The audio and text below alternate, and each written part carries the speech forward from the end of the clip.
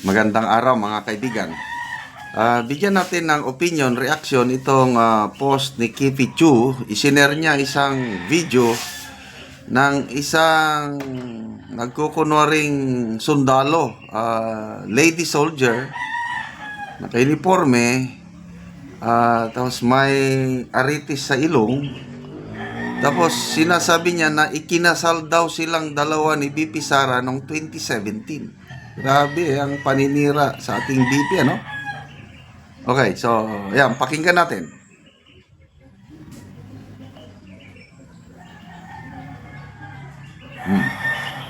Okay. Sa mga nagtatanong po sa amin kung totoo po yung bali-balita na ako po at saka si Inday Sara Duterte, the Vice President, got married a long time ago. Kinasal kami noong June 2017. Totoo po yun. But ang tagal na ho noong 2017 pa po. So, totoong kasal ho kami. And, yun po. Yun po. Something you should know on a Thursday. God bless you. Isa pa. Grabe, no? Hello, Marlo. Ngayon ko lang. Pansinin niyo yung Sa mga aritis sa ilong. nagtatanong po sa amin kung totoo po yung bali-balita na ako po at saka si Inday Sara Duterte, the Vice President, got married a long time ago. Kinasal kami noong June 2017. Totoo po yun, but ang tagal na ho noong 2017 pa po. So, totoong kasal ho kami. And, yun po. Something you should know on a Thursday. God bless you. Grabe. Di ba, pumutok na balita yung bilyonaryo na nakalimutan ko ang pangalan. Yung nabulgar na kaibigan ng mga Marcos family na gumagawa ng mga fake videos o yung paninira kay BP Sara nung kampanya. Nabulgar yan eh. At tinanong pa si BP Sara kung wala ba siyang planong kasuhan. Sabi ni BP Sara na wala. Napahiya na nga yung tao. Bakit ko pa kakasuhan? Kasi talagang may exerted effort na siraan si BP Sara. At isa na naman ito. Una, sundalo. Okay? Nakawir ng military uniform. Tapos may aritis din eh. Ano sa tingin nyo? Pwede ba yun sa sundalo? Never. When was that? 2009 o 2010? Noong nasign pa ako sa Mindoro. May bagong salta na sundalo. Private. Mamaya nakita ko may aritis. Kita ko, nako, uminit ang aking dugo, tinawag ko. Ano ka ba? Sundalo ka? Wadis-adis. Anong isip mo? Yan bang itinuro sa training ninyo? Mag-aritis. Hindi, sir. Oh, parte ba yan ng isang suot ng sundalo? Mag-aritis ka? Hindi, sir. Bakit ka nagsuot? Gusto ko lang, sir. Nako. Sabi ko, kung gusto mong magsundalo, tanggalin mo yan. Kung hindi, patanggal kita. Wala. Tinanggal niya yung kanyang... Pero mo, ang aritis para sa babae, hindi pa sa sundalo. So, ganyan yan. Bawal na rin, lalo na yung dito. Kaya, yung gumawa ng video na ito is a big disrespect to the uniform of a soldier. Hindi pwede yun. Tapos, yun na nga, pinapalabas nila na si BP Inday Sara is immoral kasi naikasal sa isang babaeng sundalo. Ano ba yan? Nung kasagsagan ng kaso kay Attorney Zuleika Lopez, nung nakulong siya, ganon. Sino ba yung nagsabi na may relasyon daw si BP Inday Sara at saka si Atty. Zuluica Lopez. Nakalimutan ko na sino yung nag-akusa. So, pinapalabas nila na masamang tao itong si BP Inday Sara. Something like that. But, kasabihan nga, you cannot put a good man or good woman down. The more na sinisira nila si BP Sara, the more na napapamahal siya sa taong bayan. Kasi, makikita mo sa pananalita, kilos ng isang tao yung kanyang pagkatao.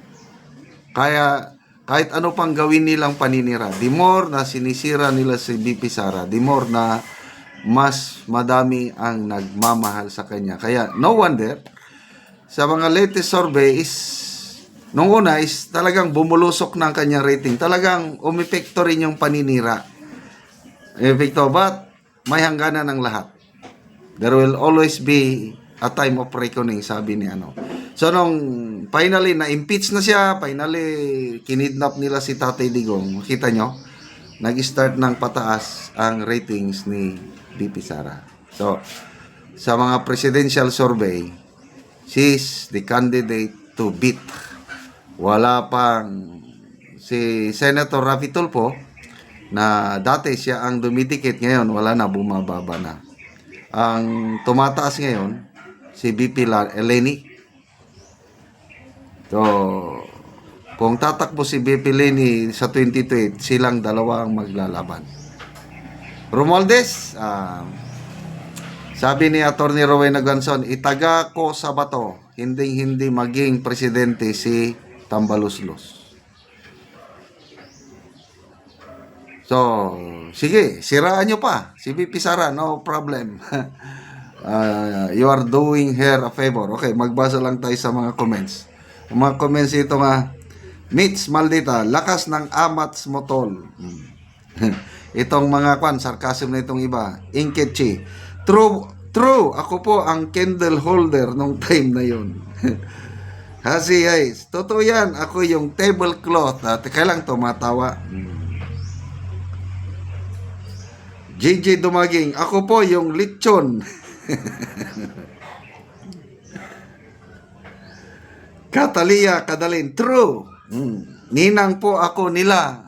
Yung pang-ano na lang. But, sa mga matitinong pag-isip, makikita mo nga, these are all paninira kay BP Sara. Mga desperadong move nila para i-down ang ating BP Inday Sara. Okay, salamat mga kaibigan sa inyong pagsubaybay sa ating channel. Nakakatulong kayo ng malaki sa tribong Talandig ng Bukidnon dahil ang income natin sa channel na ito is pantulong sa tribo. Sa ngayon, may livelihood assistance tayo sa kanila. Nagpapatanim ng saging, lakatan, coffee, arabica at saka sayote.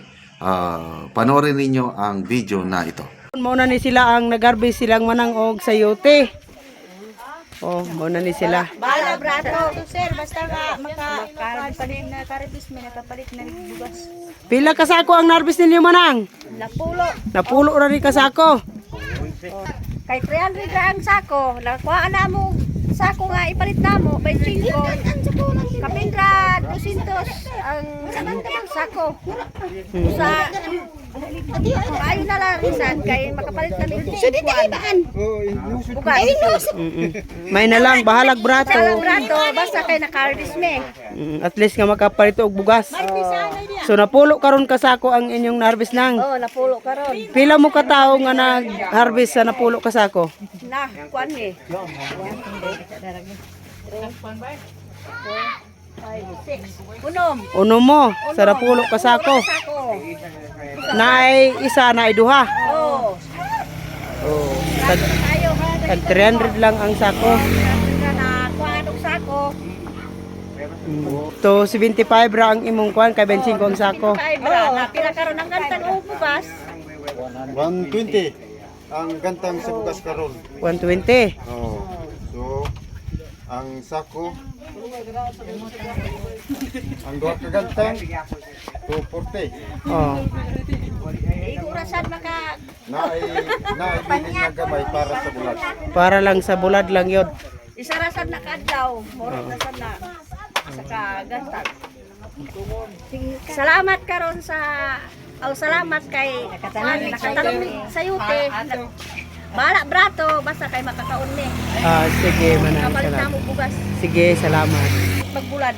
Oo.